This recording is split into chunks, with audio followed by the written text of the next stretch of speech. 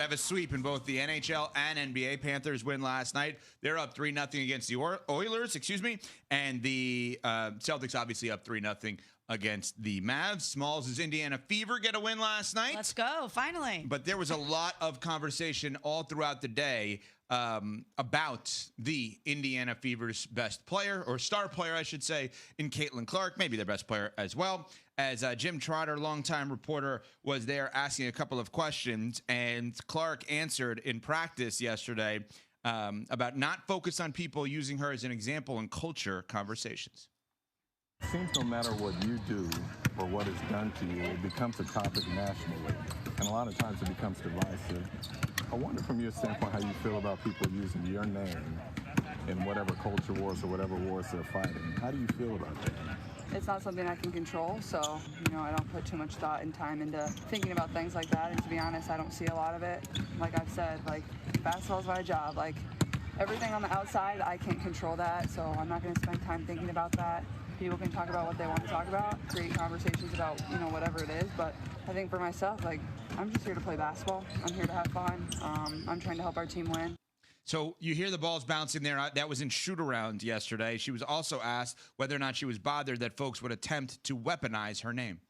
I'm just curious, though, are you bothered that folks would attempt to weaponize your name in whatever fight they're fighting? No, I don't see it. That's not where my focus is. My focus is here and on basketball, and that's where it needs to be, and that's where it has been, and I'm just trying to get better on a daily basis. Caitlin Clark is in a really tough position right now. Yeah. She is the bearer of such incredible responsibility in so many different arenas. And this is a 22-year-old who is just coming off college, a quick turnaround where she was drafted #1 overall. She's on a team that, despite getting a win last night, is certainly struggling. She's trying to find her way personally while living up to expectations set before her. Oh, and by the way, in the middle of all of that, she's become the epicenter of major debate and conversation about race, about sexual orientation, about inequity. That's a lot for one person, especially a young person, to handle. This is reminiscent. I'm not talking about the on-field stuff. I'm saying the conversation is reminiscent of Tebow. It really does remind me in many ways about Tebow back in the day. It's not apples to apples 100%. But with Tebow, it was somewhat about race, very much about religion. That was a huge referendum on religion, and which I don't think any of them even bring it upon themselves. I mean, you could say... Yeah, well, Tebow was active in promoting his religious beliefs. So that's the difference with this. I don't think Caitlin Clark is out here caping for any of the causes that her name has been attached to. No, I have not seen that at all. I'm glad you said that. I was fortunate enough back in the day to be in this, when I was living in Florida, to be around Tebow, not one-on-one, but in events where he was a keynote speaker, and I would introduce him. And I would go into those thinking, am I walking into a religious ceremony that I didn't sign up for? And he never was like that. I couldn't believe that all the press was like that. I'm sure he's been in specific things. Point that I'm making is Caitlin Clark, we have separated on our show, is it Caitlin Clark or the idea of Caitlin Clark? And again, over and over and over again, we have all agreed this is about the idea of Caitlin Clark. She has said nothing to bring this upon herself. Yesterday might have been the first misstep by Caitlin Clark. Really? Why? It might have been the first one, because when you say that you don't see your name being weaponized against people that are a part of a community that you are a part of in the WNBA, that's problematic. Now, we all recognize that there are players in the W that feel a way about Caitlin Clark because of the inequities that have existed in the sport and that are being highlighted with now her arrival to the WNBA. But when you say you don't see rhetoric that's associated with your name that's being used to attack some of them in the communities that they represent, that is an issue. And so, fair or unfair, Caitlin Clark has to be more aware and has to try to address it. And I thought she did a great job yesterday after, the initial comments of pivoting prior to last night's game and actually cleaning some of that stuff up. Okay, let me walk through that. So yes. Dejanay Carrington of the Connecticut Sun, after the original comments that we just played for you, those were the shoot-around comments, she tweeted the following: "Dog, how can one not be bothered by their name being used to justify racism, bigotry, misogyny, xenophobia, homophobia, and the intersectionalities of all of them all is nuts. I hope I read that right. Yeah. We all see that blank. We all have a platform. We all have a voice, and they all hold weight. Silence is a luxury. James Boyd from The Athletic then asked a follow-up question to Caitlin Clark. This is now in pregame, right before her game last night that they won with the Indiana Fever. Caitlin, I know you mentioned that, you want to focus straight on basketball. Definitely respect that. But just ask you directly, when people use your name for racism, misogyny, whatever, what is your response to that specifically? Yeah, I think it's disappointing. I think, everybody in our world, deserves the same amount of respect. The women on our league deserve the same amount of respect. So people should not be using my name to push those agendas. It's disappointing.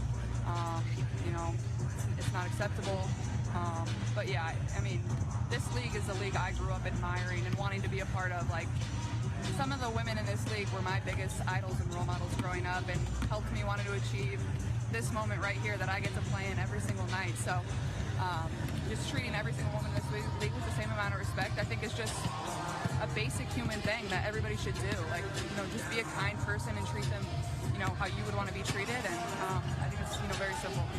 Perfect response. Mm-hmm. Perfect response. Like, she cleaned it up. She addressed the issues. Most importantly, she made her contemporaries, her peers in the WNBA feel seen. I think when you address it in that way and say, yeah, it's not right that anybody would use my name to attack anyone for any reason, I think that is the right chord, the right note to hit. Now, I do believe her initial comments were the truth, that she probably doesn't pay attention to a lot of the things that are said outside of basketball. Why? Because she's having a hard enough time adjusting to the WNBA, making a leap from college to pro in just a matter of weeks, knowing the difference in the game, the speed of it, the physicality of it, the skill level. It's all harder for her at this level. I always say this, the jump from college to pro is bigger than the jump from high school to college. So there is a huge learning curve that Caitlin Clark is going through. And paying attention to other conversations that are layered and highly nuanced is probably not where she's spending her mental energy. For a 22-year-old to have the bandwidth to be really, really good, making the leap from college to pro, playing basketball with the best women basketball players on the planet, while also being well-versed when it comes to politics, sexuality, gender, race, all those different things, it's impossible.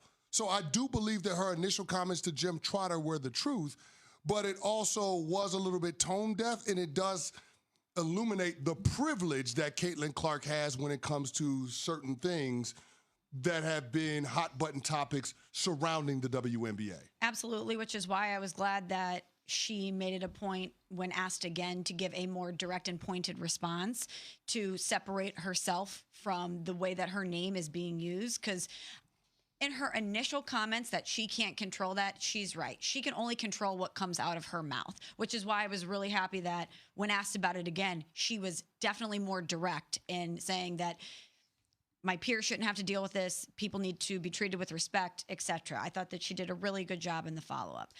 But going back to the initial comments and to just echo what you were saying, Cece, mental health is obviously something that athletes and these organizations are taking into account way more than they ever did in the past. Most of these teams have mental performance coaches on hand because working out your mind and being able to cope with all of the stuff that you have to deal with as a professional athlete, the pressure, all of the noise surrounding you, is just as important as working on your body. Yeah. And I do wonder, if the people within the organization and around her are trying to insulate her away from a lot of this stuff, because she is a young person, and this, I cannot even imagine how overwhelming all of this is for her. The pressure that she's enduring, wanting to step up for her peers and say the correct thing, wanting to impact change in the right way, while also wanting to be an excellent basketball player.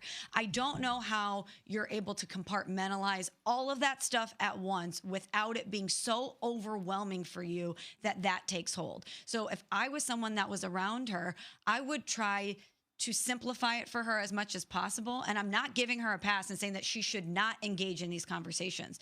But I do wonder if the people in the organization are trying to protect her from a mental health standpoint. I'm sure the people in the organization are trying to protect her, but it's a fine line between compartmentalizing and burying your head in the sand, especially when it comes to the issues that her name is being attached to and how her name is being weaponized. Think about all of the people in the W that are impacted by the rhetoric that people are spewing on these television shows because they have a political agenda or some other agenda. That is where it becomes problematic. And for Caitlin Clark, when she says, I don't see it, knowing the volume of these conversations, knowing that that's all we talk about on this show, on Get Up, on First Take, and all of these other sports entertainment platforms, that's the part where it feels a little bit like the Michael Jordan Republicans buy shoes bit. Like that's where it's just like, hey, I don't want to get involved with this because I don't want to be seen as taking a stance or taking a side, where as the appropriate response would be to denounce hate speech and anybody that's using her name to advance an agenda that promotes that. So I think that's the part where Caitlin Clark has got to own a little bit of that misstep that she had initially when she